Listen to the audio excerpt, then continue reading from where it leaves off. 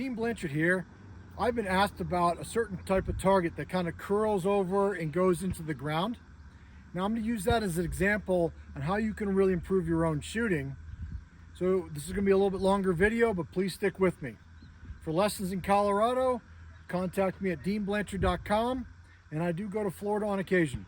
All right, now this target here I'm going to show you curves out and goes to the ground. This one's up in the sky.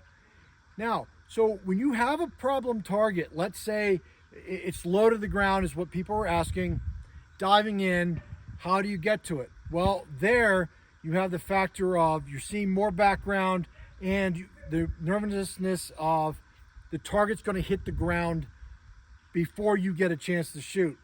So if that's a struggle with that type of target, if you find one that's in the air more, now you won't have the mental side of it diving into the ground.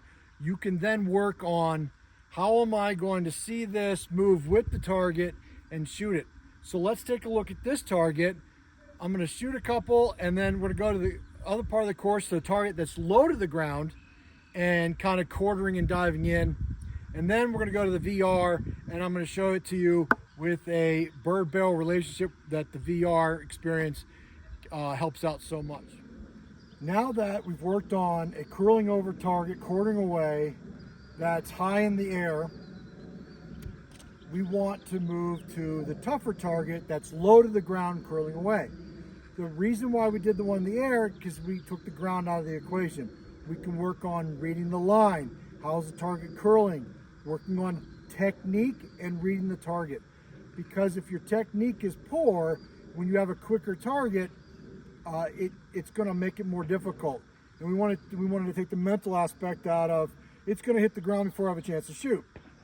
Once we've done that, now we go to the target that we want to work on that's low to the ground, quick, quartering away.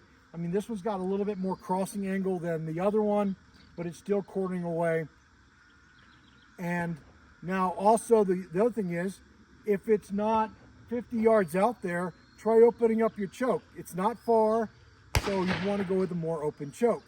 We want to get some hits. We want to build confidence. We want to get a better idea of where to put the gun. And we're going to shoot it as a single, and we're working on being able to read it well. So one of the things on reading it well, instead, if you're going to throw 10 targets, maybe look at 5, really try to get that down. I want the gun to go low right. And you look at it and you think about, okay, if I get the gun low right, will it hit the target? Because it's better to look at 5 and shoot 5 than it is to miss 10 or only hit 1. If out of those 5, if we could hit 2 or maybe 3, because we really looked at it and took our time, that's better.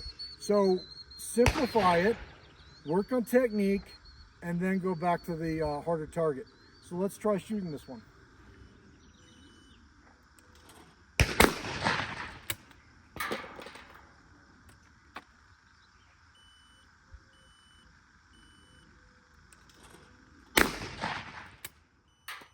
Pull.